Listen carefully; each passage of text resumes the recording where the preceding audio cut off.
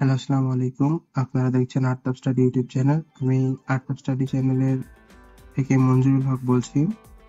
আপনাদেরকে আজকে একটা সুখবর দিব। সেটা হচ্ছে আমাদের এসএসসি পরীক্ষা শেষ হওয়ার পরে একটা উপবৃত্তির সার্কুলার বেরোইছে। এখন বেরোইছে অনেকগুলো, তার মধ্যে আমি একটা বলবো আজকে। সেটা একটা বড় অ্যামাউন্ট। যারা জিপিএ 5 পাইছেন তাদের জন্য সুখবর এটা। এটা দিচ্ছে ডাচ বাংলা ব্যাংক, যার লিংক আমি ডিসক্রিপশনে দিয়ে দিব। এবং আপনারা দেখছেন যে 14 তারিখ থেকে 14ই মে 2024 থেকে শুরু হচ্ছে এবং 8 জুন 2024-এ আবেদনের তারিখ শেষ হবে। এবং ওয়েবসাইটে প্রাথমিক বিবেচনা করে আপনাকে যদি নির্বাচন করা হয় তাহলে 12ই জুন 2024 এটা ওয়েবসাইটে প্রাইমারি লিস্টে আপনার নাম যোগ করা হবে। এবং তারপরে এটা প্রিন্ট আউট করে আপনি কাগজপাতি নিয়ে তাদের শাখা মোবাইল ব্যাংকিং অফিসে গেলে তারা সত্যায়ন করবে। তারপরে যদি আপনাকে নির্বাচন করা হয় তাহলে তারা নির্বাচন করে দিবে এবং এটা তাদের মেইন ওয়েবসাইটে জানিয়ে দেওয়া হবে।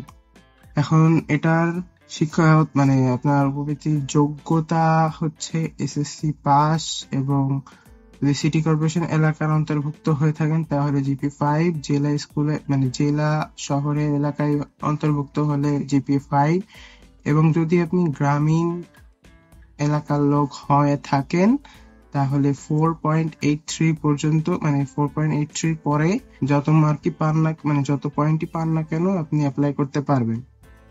ডাচ বাংলা এই ইয়েতে প্রথমে আপনি অ্যাপ্লাই করতে চাইলে আমি এই লিঙ্কটা দিয়ে দিব। আপনি অ্যাপ্লাই ফর এইচএসসি স্কলারশিপে ক্লিক করে অ্যাপ্লাই দিবেন।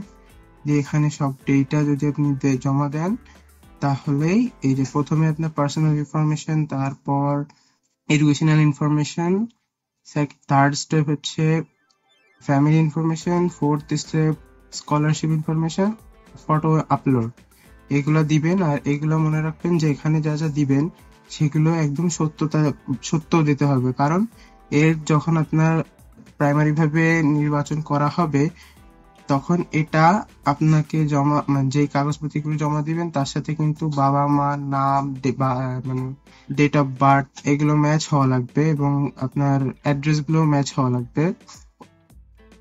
এই বাকিগুলো আপনারা নিজেরাই পারবেন। আর যদি বলেন তাহলে আপনি কমেন্টে লিখবেন, আমি অবশ্যই আপনাদের এটা নিয়ে আলাদা ভিডিও বানিয়ে দেবো। এই খবরটা জানানোর জন্য আমি আজকে আপনাদের এই ভিডিও বার্তার মাধ্যমে দিলাম। আগামী ভিডিও পাওয়ার জন্য আমার চ্যানেলকে সাবস্ক্রাইব করবেন এবং ভালো লাগলে লাইক করবেন, আর কোনো মন্তব্য থাকলে কমেন্ট করবেন।